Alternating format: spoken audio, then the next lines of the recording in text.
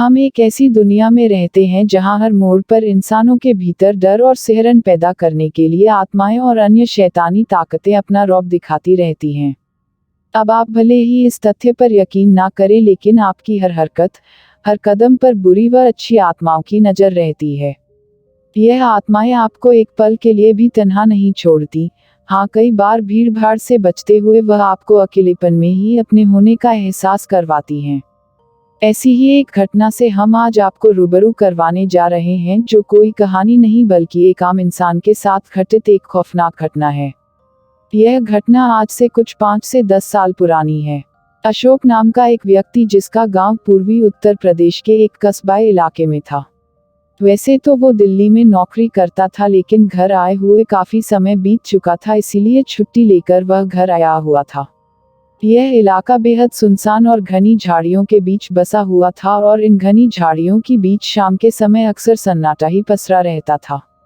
अशोक को बचपन से ही छत पर सोने की आदत थी, और बड़े होने के बाद जब भी वह गांव जाता तो अपने घर की खुली छत पर ही सोता था।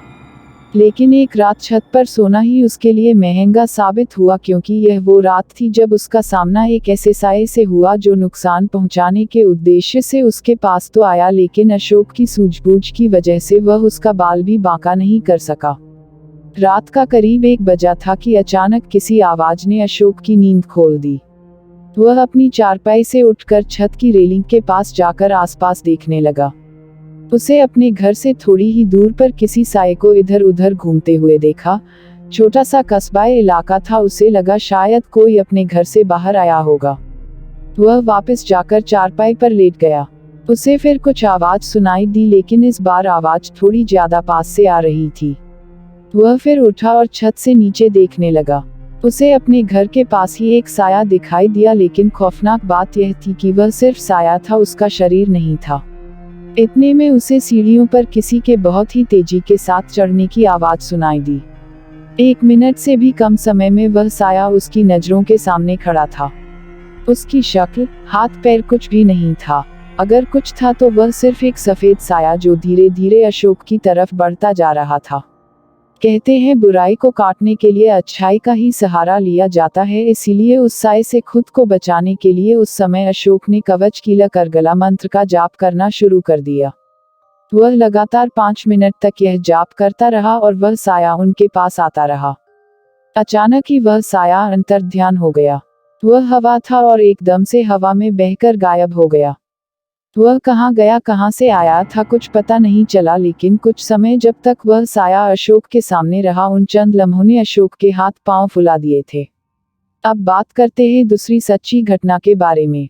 कनाडा के ओंटारियो के नियाग्रा फॉल्स के पास स्थित इस टनल का नाम सुनते ही लोग कांपने लग जाते हैं।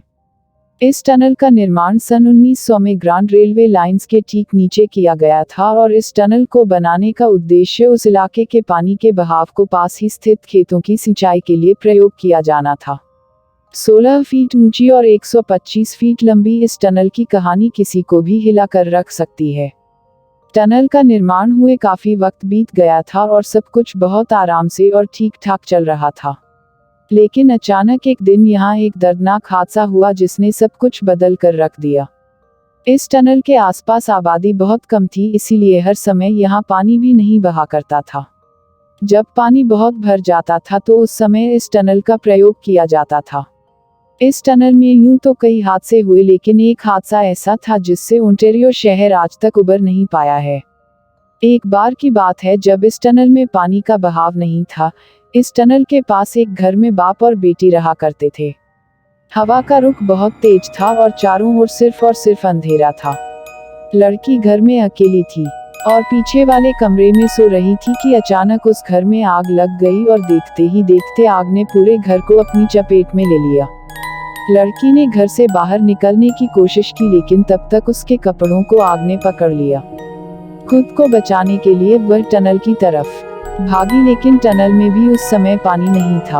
आग की जलन की वजह से वह चीखती चिल्लाती रही। उसकी चीख बहुत भयानक और दर्दनाक थी, जिसे सुनकर कई लोग वहां इकट्ठा हो गए, लेकिन किसी ने उस लड़की को नहीं बचाया, और आखिरकार उस लड़की ने यहाँ दम तोड़ दिया। इसके अलावा यहाँ एक और लड़की की ऐसे ही जलने के कारण मौत हुई थी।